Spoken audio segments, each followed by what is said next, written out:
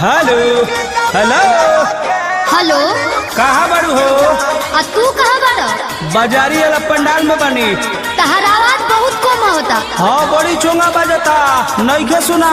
Message करो तो message. ठीक बा ठीक बा। जय माता दी जय जय हो जय माता दी जय माता दी जय जय हो जय माता दी।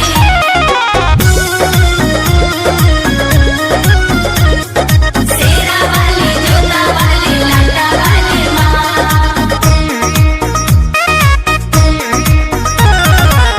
नवमी नवरात के तो मेला में हो, कहाँ कर योही लो अकेला में हो। क्या करना है आप? अरे पगली आप तो पहले नवमी नवरात के तो मेला में हो, कहाँ कर योही लो अकेला में हो। कहाँ बहरा बताओ हो।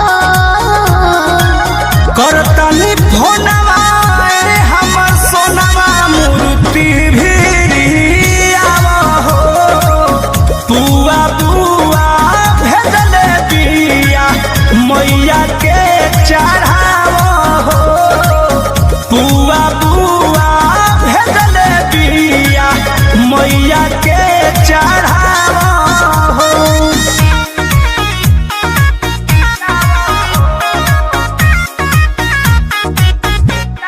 जय माँ जय माँ जय माँ जय माँ जय माँ जय माँ हो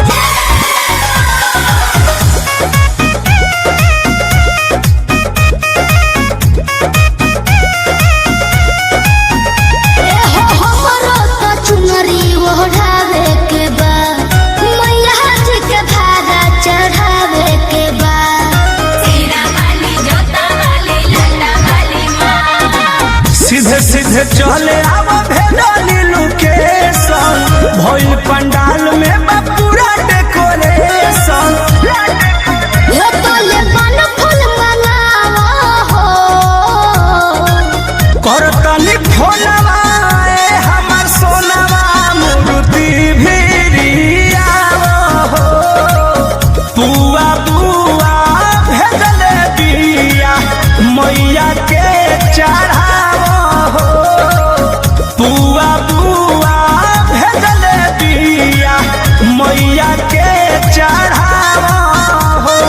जय माता दी जय जय हो जय माता दी जय माता दी जय जय हो जय माता दी।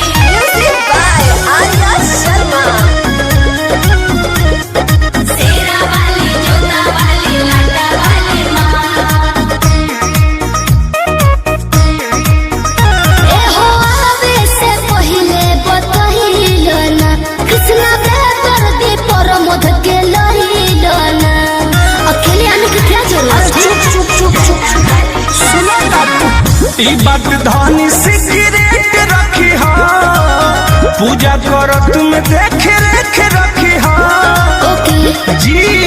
जोनी जिया डरावो हो।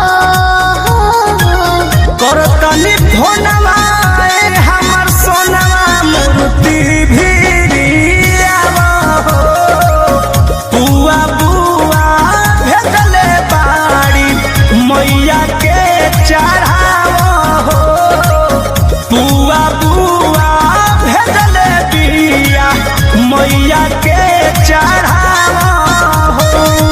नवमी नवरात के तो मेला में हो, कहाँ कर योही लो अकेला में हो। कहाँ बहरा बताओ हो।